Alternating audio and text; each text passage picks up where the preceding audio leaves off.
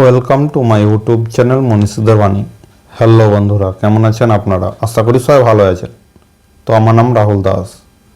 আজকে আমি এই ভিডিওটিতে আপনাদের শোনাবো বাবা লোকনাথের 10টি বাণী, যা আপনাদের মন জয় করবে। তো চলুন বন্ধুরা, দেরি না করে ভিডিওটি শুরু করা যাক। লোকনাথ ব্রহ্মচারী বাংলা সহ গোটা দেশেই অত্যন্ত শ্রদ্ধাভাজন এক ধর্মীয় শিক্ষাগুরু। তার ভক্তদের কাছে তিনি বাবা লোকনাথ নামেও পরিচিত। তাকে স্বয়ং মহাদেবের অংশ বলে মনে করেন অনেকে। 1730 সালের 31 অগস্ট এক দরিদ্র ব্রাহ্মণ পরিবারে জন্মগ্রহণ করেছিলেন লোকনাথ ব্রহ্মচারী।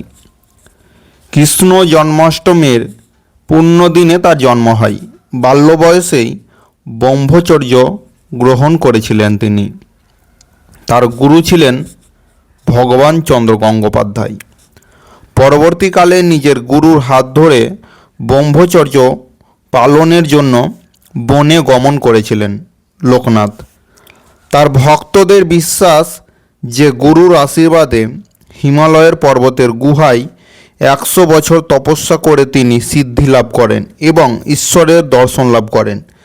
দেব দর্শনের পর মানব কল্যাণ ও উদ্ধারের জন্য লোকালয়ে ফিরে আসেন লোকনাথ ব্রহ্মচারী। লোকালয়ে ফিরে এসে নানা উপদেশ দিয়ে তিনি মানুষকে সঠিক পথ প্রদর্শন করেন। তার কয়েকটি অমর বাণী এখানে তুলে ধরা হলো। 1. যে কাজের দ্বারা তুমি নিজে তাপগ্রস্ত হও তাই পাপ কাজ। 2. রণে বনে জলে জঙ্গলে যখনই বিপদে পড়বি আমাকে স্মরণ করবি, আমি রক্ষা করব। 3. যাহারা আমার নিকট আসিয়া আমার আশ্রয় গ্রহণ করে তাহাদের দুঃখে আমার হৃদয় আর্দ্র হয়। 4. ইচ্ছায় হোক অনিচ্ছায় হোক যে সন্তান মায়ের আদেশ পালন করে ভগবান তার মঙ্গল করেন। 5. সত্যের মতো পবিত্র আর কিছু নেই। সত্যই স্বর্গগমনের একমাত্র সোপান স্বরূপ, সন্দেহ নেই।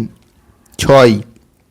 দুঃখ দরিদ্রতায় ভরা সমাজের দুঃখ দূর করার জন্য সর্বদা চেষ্টা করবি। 7. দিন দরিদ্র অসহায় মানুষের হাতে যখন যা দিবি তা আমিই পাব, আমি গ্রহণ করব। 8.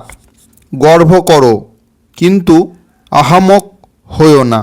ক্রোধ করো কিন্তু ক্রোধান্ধ হইও না। 9.